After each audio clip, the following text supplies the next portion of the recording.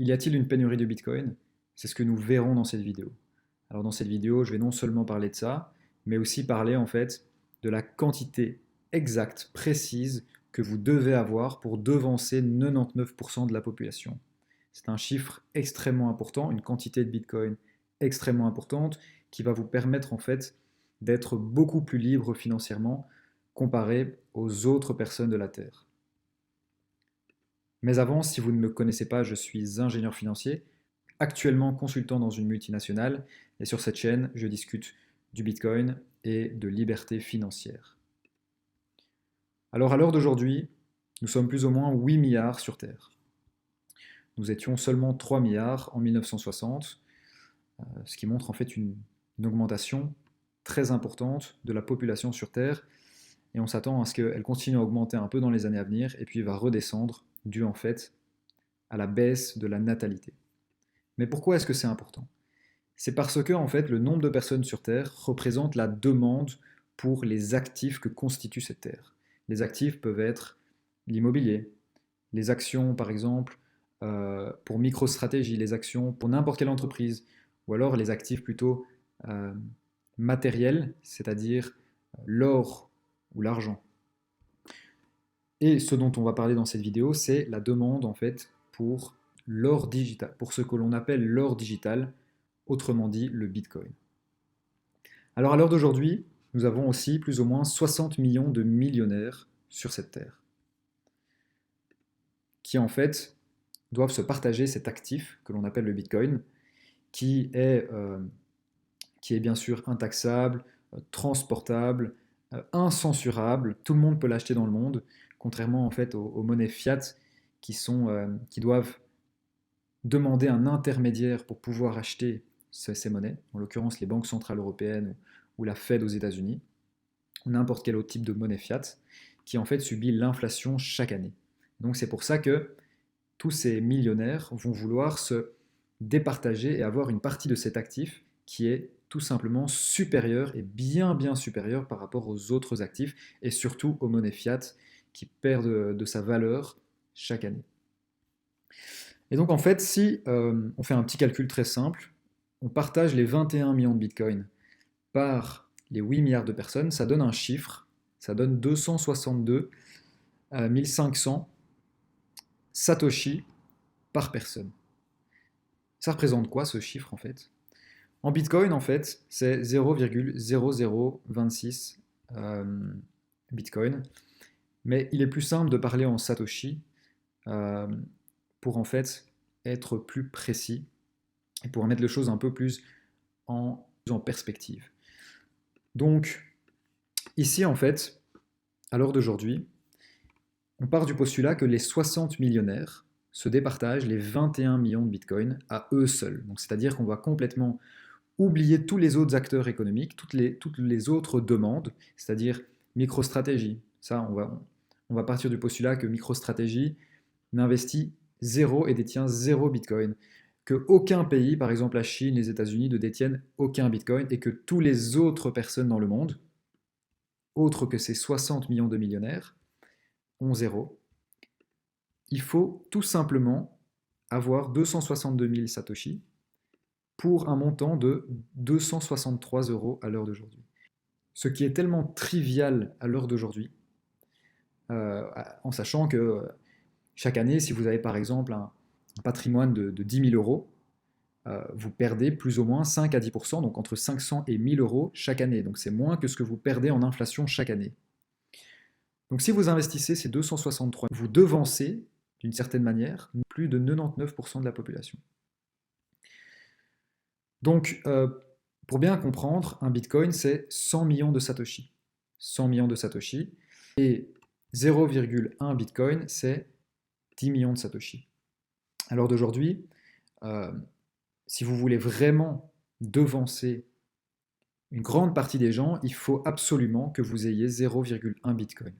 Donc, avec un investissement à l'heure d'aujourd'hui de 10 000 euros, ça c'est vraiment l'idéal pour pouvoir en fait avoir un patrimoine conséquent, parce que une fois que par exemple, comme nous le verrons dans les minutes à venir, le Bitcoin atteindra des prix, un prix par Bitcoin extrêmement élevé, tout simplement en partant du postulat que l'offre est fixe, avec une demande qui augmente, nécessairement le prix va augmenter. C'est tout simplement mathématique, c'est ce que nous verrons maintenant.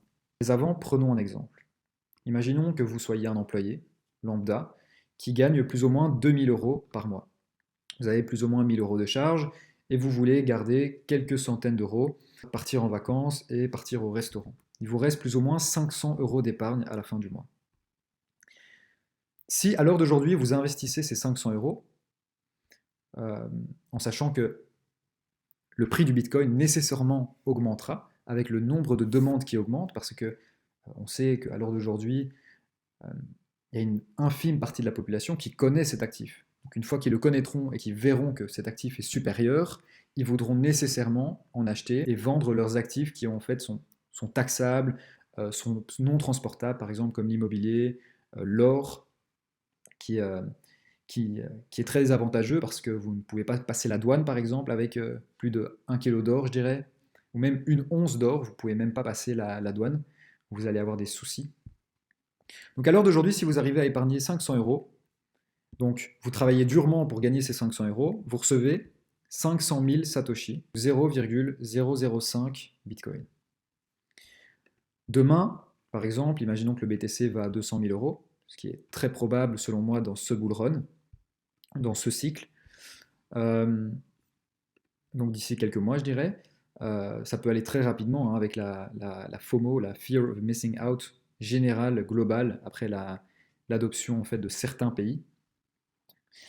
Vous travaillez durement pendant un mois et vous pouvez épargner 500 euros, vous allez gagner moitié moins de Satoshi. Et ainsi de suite. Imaginons dans quelques années, le Bitcoin atteint son prix d'équilibre. C'est un prix d'équilibre qui est déterminé par de nombreuses personnes dans la doctrine du Bitcoin qui estiment en fait que le prix d'équilibre atteindra les 13 millions à terme, ce qui selon moi est très probable. Donc 13 millions, je dirais que c'est quand même dans 2 ou 3 cycles, si pas 5 cycles, qu'on atteindra ce prix d'équilibre. À mon avis, dans ce cycle-ci, on atteindra les 1 million. Pour prendre l'exemple, vous travaillez durement, vous pouvez épargner 500 euros par mois, vous allez seulement gagner 50 000 Satoshi, contrairement à 500 000 à l'heure d'aujourd'hui. Et imaginons dans quelques cycles, on atteint le prix d'équilibre du Bitcoin, vous travaillez durement, hein, en suant tous les mois, en suant, en vous levant le matin, en dépensant votre temps pour gagner cet argent, ces euros, vous allez seulement gagner un peu moins de 4000 Satoshi. Alors ce postulat ici que l'on voit, c'est si en fait on a pris en compte le fait qu'il y ait 21 millions de Bitcoin. Mais ceci est faux, parce qu'il y a plus ou moins 20% des Bitcoins qui sont perdus à l'heure d'aujourd'hui. Alors en effet, ça peut être très facile de perdre ces bitcoins si l'on perd ses clés privées. Donc ces fameux 12 mots qui constituent votre clé privée, qui sont constitués de la liste BIP39.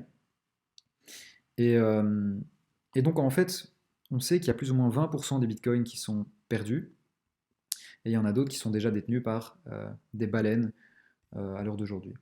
Ensuite, on voit qu'il y a aussi beaucoup de pays qui voudront avoir des bitcoins. Donc il y a non seulement des bitcoins qui sont perdus, mais il y a aussi des bitcoins qui vont être hackés, qui vont être détenus par des pays. Alors d'aujourd'hui, il y a quelques jours, la République tchèque a envisagé d'allouer 5%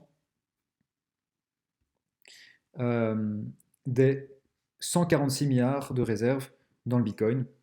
Donc c'est-à-dire qu'on aura des milliards de bitcoins qui vont être investis par des pays. On voit que les États-Unis sont aussi en train de faire ça, la Chine et plein d'autres pays. Ici, on le voit, donc US, Chine, Royaume-Uni, Ukraine, Bhoutan, El Salvador, etc. Et ça, c'est que le début. Là, on parle par exemple d'un peu moins de 10 pays, alors que dans le monde, il y en a 330. Il y en a 330. Alors, maintenant, si on prend le postulat qui est 16 millions de bitcoins en circulation, ce qui est pour moi très optimiste, à mon avis, il y en a moins, parce qu'il y a beaucoup de pays qui vont garder ça, etc. Donc nous, en tant que retail investors, donc les investisseurs individuels qui ne sont pas des entreprises ou des pays, il y en a beaucoup moins, mais prenons le postulat qu'il y en ait 16 millions qu'on peut se départager entre les 8 milliards de personnes. Ça donne 200 000 Satoshi par personne, donc 0,02 Bitcoin par personne avec un investissement actuel de seulement 200 euros. Donc vous pouvez devancer des pays en investissant seulement 200 euros, ce qui est selon moi une opportunité extraordinaire de non seulement vous constituer une épargne, mais votre épargne, mais faire fructifier votre temps et votre argent durement gagné. Merci d'avoir regardé la vidéo. Alors, n'hésitez pas à vous abonner, à liker et à partager. N'hésitez pas à me dire ce que vous pensez dans les commentaires et à regarder mes autres vidéos. Je vous souhaite une très bonne journée, à très bientôt. Mais avant, n'oubliez pas aussi de bien lire le disclaimer de cette vidéo et de cette chaîne. À très bientôt, merci.